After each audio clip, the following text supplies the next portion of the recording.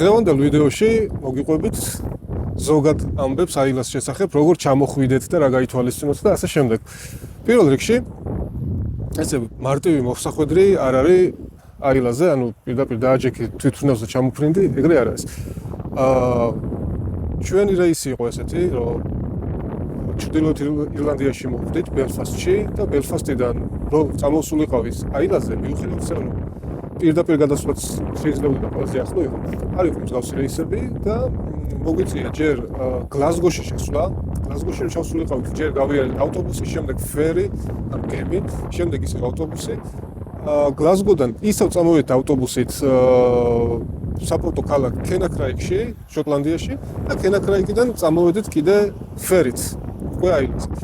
არის უფრო მარტივი გზების, ოღონდ ძალიან ზვირიანი, ეს არის თვითმფრინავი, გლაზგოდან დაფრინავს პირდაპირ რეისები პატარა თვითმფრინავის, რა ქვია ეს, კუკურუზნიკს რო ეძახიან, ამ თვითმფრინავის ეს თვითმფრინავი დაფრინავს გლაზგოდან პირდაპირ აილას პატარა აეროპორტში, მაგრამ ღირს რაც ვნახე მე 200 ფუნტიდან ზემოთ ერთი გზაა, რაც ნუ არარეალური ფასი არის, თუმცა ჩადის 15-20 წუთში. ჩვენ შემთხვევაში რაც მოგიყევით ახლა გზა დაჯდა გაცილებით იაფი, თუმცა ჯამში დაგვეხარჯა სადღაც 8 საათი გადმოჯდომაში და გემის ლოდინში და ასე შემდეგ. რაც შეეხება თვითონ პორტში როცა ჩამოხვალთ, რა და როგორ უნდა გააკეთოთ. აუცილებელია, რომ პირველ რიგში დაჯავშნოთ ტაქსი, სანამ ჩამოხვალთ აილაზე, მით უმეტეს თუ ჩამოდიხართ დღის მეორე ნახევარში, იმიტომ რომ საღამოს 5 საათის შემდეგ კუნძული იზინებს, კვდება. არაფერი აღარ მუშაობს გარდა სასტუმროს ბარებისა. თუ ჩამოდიხართ მოკლედ აილაზე, დაგუგლეთ, ნახეთ ტაქსისტების ტელეფონის ნომრები, დაურეკეთ წინასწარ ან მეილი მიწერეთ და შეუთანხმდით, რომ დაგხვდეთ პორტში და გარდა პორტში დახვედრისა შემდეგ შეუთანხმდით რომელ დღეს, რომელ საათზე სად უნდა დაგხვდეთ და თვითონ გადაადგილება საშუალოდ 40 ფუნტი ღირს, საკმაოდ ძვირია, მაგრამ სხვა გზა არ არის, მოკლედ აილაზე. ავტობუსი დადის, მაგრამ ძალიან იშვიათად, საათში ერთხელ, საათნახევარში ერთხელ დადის ავტობუსი და თლად სანდო არ არის, მოკლედ ეს ამბავი. აი ახლა გზაში ვართ ბრუხლადის დისტილერიასთან, მაგრამ 5 საათს გადასცა და ბრუხლადის დისტილერიას დაიკეტა ვიზიტორებისთვის. და უბრალოდ ჩაუვლით გვერდზე, შიგნით ვერ შევალთ და ვერ მოვინახულებთ, მოკლედ ვერც ტურს ავიღებთ, ვერც ვერაფერი. სამწუხაროდ ამ ვისკის ტურში ვერ ვასწრებთ ამ დისტილერიის მონახულებას, იმიტომ რომ ლაფროიგი, ლაგაულინი და არტბეგი გქონდა ერთ დღეს და მეორე დღეს უკვე მივდიოდით ედინბურგში აილადან და მარტო ბოუმორს ვასწრებდით. ამიტომ ბრუხლადი მიუხედავად იმისა, რომ ჩვენი სასტუმროს გვერდზე იყო, მაინც ვერ მოვასწრეთ შიგნით შესვლა. ხო, რავი, გარედან რასაც მოვახერხებ, მაინც შევხედოთ მოდის.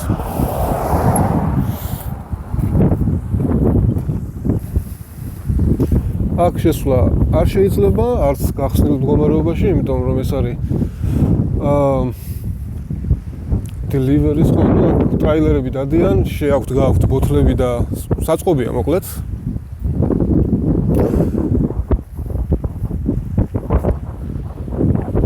ეს არის ჩვენი არ ვიცი ვიზიტორთა ცენტრია თუ რა, მე მგონი არ არის ვიზიტორთა ცენტრი, თუ რაღაც სარიელი ბოთლები და რაღაც დოკუმენტები ალაგია და ხალხი მოძრაობს. მოკლედ, აქ არის ცენტრალური შესასვლელი სტუმრებისთვის, თუმცა ეხლა ნუ ალბათ აღარ შეგვიშვებენ, იმიტომ რომ დაკეტილია როგორც გითხარით. აი ეს აქ ცნობილი სკამი, სადაც ვინც ჩამოდის ხოლმე, ყველა იღებს სურათს ბრუხლადის დისტილერიაში.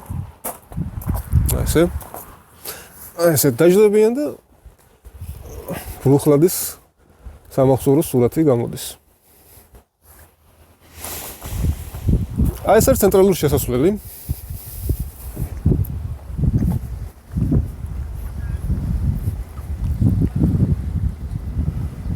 შევიდეთ, დაკეტილია. შევიხედოთ.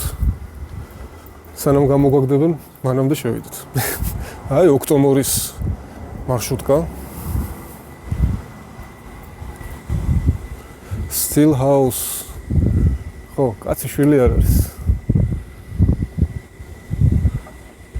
ნუ იქ არის როგორც ხედავ ვიზიტორთა ცენტრი, ალბათ იქ იქნება ეს მაღაზიები და ბარი და ასე შემდეგ და ალბათ ეს და ამის უკან არის უკვე სადაც აწარმოებენ ვისკის, თუმცა ეხლა გამოყრიან მაინც და შესვლა საზრე არ აქვს.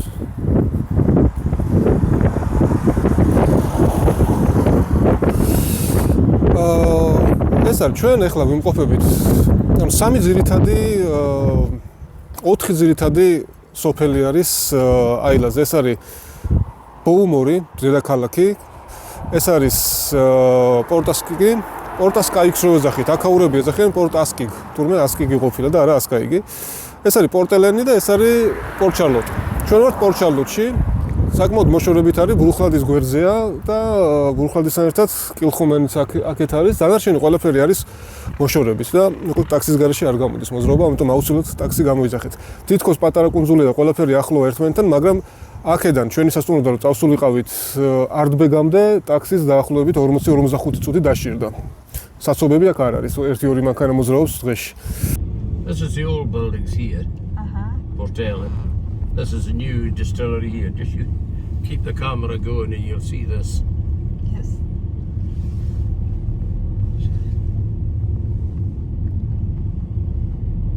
See? There you go. Levan. That's it. But there's a fence round it. You can't get in. Every other distillery in Islay you can walk into and walk out. But that one there's got a bloody fence round it. That's why I hate it. Yes, It's not our way. hospitality. It's not very friendly, is it? Yeah, no. So there was an old distillery here, but they knocked it all down about 35 years ago, right to the ground. There was nothing left. And then the whiskey picked up, so they decided to build this thing. It's been going for about a year and a half, I think. ეს არის პორტელენის ახალი დისტილერია, ჩვენმა მძღოლმა ლაფრუიგისკენ გზაზე შეგვატარა და გარედან დაგვათვალიერებინა. როგორც აღმოჩნდა, ტურები სტანდარტული შიგნით არ არის, რომ შეხვიდე, გაისეირნო, ბარი დაათვალიერო, მაღაზია ნახო. არის მხოლოდ სპეცტურები, სადაც რომლის ფასებიც იწყება 200 ფუნტიდან და გასინჯებენ, ისეთ ძველ პორტელენის სპირტებს, ვისკებს, როგორიც არის 30, 38, 40 წლიანები და ასე შემდეგ.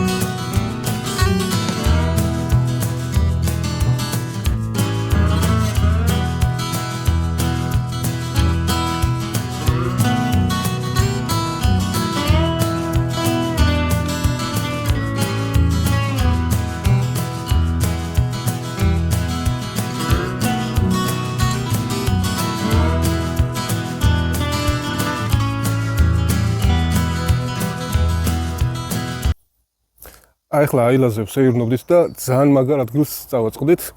აი ეს ახლა აქ რასაც ხედავთ, ყველაფერი არის ტორფი.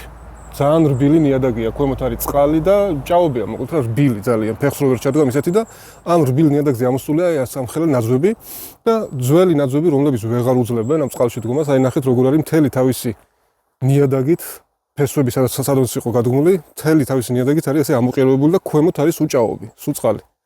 იქით უფრო საინტერესო არის კიდე, აი მოდით.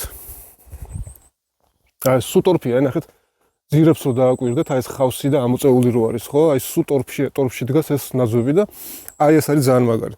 ნახეთ, რამდენი ნაძვი არის წაქცეული მთლიანად, ქვემოთ არის სულ ჭაობი და წყალი და აი რამ სიღრმეზე გადის და იქაც სულ აი ესე გზას რო გავუყვებით, აქეთ-იქით სულ ბოლოსკენ ჩახერგილი არის სულ წაქცეული ნაძვებით და თან აი უბრალოდ წაქცეული კი არა, ეფექტი იმას აქვს, რომ მთელი ძირი არის ესე კედელივით ამოწეული. აი ეს ნახეთ ახლა ნიადაგი, ტორფიანი ნიადაგი არის ამოწეული ამ ნაძვის ძირთან ერთად. ნახუდება აქეთაც თუ არის კიდე ეგეთი. ეს რამ სიგრძე ნაძვი ყოფილა, ნახეთ, სადამდე გამოდის ის რო იყო წაქცეული, აი აქამდე მოდის. აი აქეთაც არის.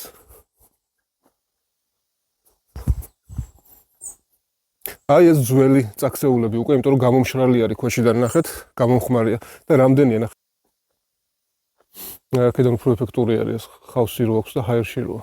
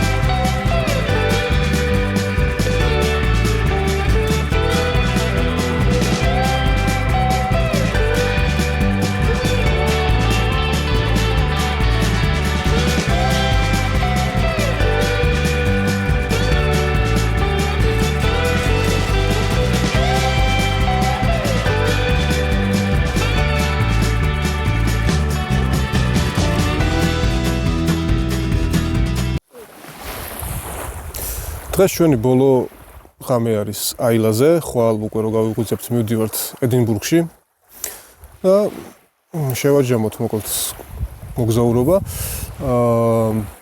პირველ რიგში დღეს მინდოდა ასევე პორტელენში გასვლა, რომელიც დახურული იყო დიდხანს და ბოლო წლებში გაიხსნა, თავიდან დაიწყო ვისკის წარმოება.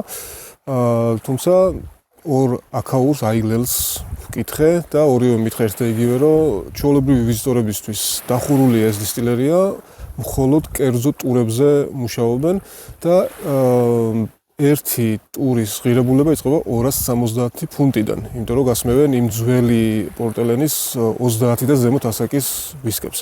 1000 ლარზე მეტი არის 270 ფუნტი და რა თქმა უნდა შეუძლებელია მან მოხვედრა. შემდეგ შენო ტაქსისტმა ლაფრუგში რომ მივდიოდით, ლაფრუგის გვერდზე არის პორტელენი და შეგვატარა გზაში პორტელენში. გარედან დაგვანახა, მართლა ციხესავით არის, თვითონაც ძალიან გაბრაზებული იყო აგინებდა დიაჯეოს, რომელსაც ეკუთვნის ეს პორტელენი, რომ ციხეთ აქციაო ჩვენი პორტელენიო, მოკლედ ვერავინ ვერ შევდივარ შიგნით, ძალიან გაბრაზებული იყო მოკლედ დიაჯეოზე ამ მიზეზით. და მოკლედ ნუ ვერ შევედით და ვერავინ ვერ შედის პორტელენში თუ ამ ხელა თანხებს არ დატოვებს წინასწარ არ დაჯავშნის თავის ტურს. ანუ უბრალოდ მაღაზია და უბრალოდ ბარი ეგეთი პორტელენში არ არსებობს. ხო, ეს იყო კიდე რავი რო შევადაროთ ახლა ჯამში ვნახეთ 8 დისტილერია, 4 ირლანდიური, 4 შოტლანდიური, ხო? სხვაობა ჩემთვის ყოველ შემთხვევაში ნამდვილად არის ხარისხში და დონეში აშკარად აილას დისტილერების დონე უფრო მაღალი არის მომსახურების მხრივ, ხარისხის მხრივ. თუმცა ნუ თავისი პლუსები ჰქონდა, რა თქმა უნდა, ირლანდიაში ახლა ბუშმისის დისტილერია ძალიან მაგარი იყო, ლოკაციაც ძალიან მაგარი ჰქონდა. არ ჩამოვარდებოდა თუ არ ჯობდა საერთოდ აილას. თუმცა თვითონ ვისკის ხარისხი, ნუ მე ახლა როგორც ტორფის მოყვარულს და შოტლანდიური ვისკის მოყვარულს 10 თავით მირჩევნია აქაური ვისკი მაინც, ვიდრე ის რაც ირლანდიაში გავსინჯე. და ტურების ხარისხიც, ანუ ტური ირლანდიური ვისკის თილინგი ვნახეთ და ჯემისონის დისტილერიის ტურები ვნახეთ და აქ არტბეგის და ბოუმურის ტურები ვნახეთ. აი როგორც სადედამიწა ისე განსხვავდებიან ჩემთვის ხარისხის მხრივ. მიუხედავად იმისა, რომ თილინგმა შეგვიყვანა და პროცესიც გვაჩვენა და ყველაფერი, მაინც აქაურმა აილას ტურებმა გადმოწონა ჩემთვის ხარისხი უფრო მაღალი დონე აქეთ იყო. ეს არის და ეს მოკლედ რაც მინდოდა რომ მეთქვა, იმედია რაღაც საინტერესო რჩევებიც მოგეცთ, იმედია წინა 8 დისტილერიის ჯამში 8 დისტილერიის ვიდეო თქვენთვის საინტერესო იყო და აბა შეხვედრამდე შემდეგ ვიდეობამდე გამოიწერეთ არხი და გაწევრდით Facebook ჯგუფში ვისკის მოყვარულთა კლუბი.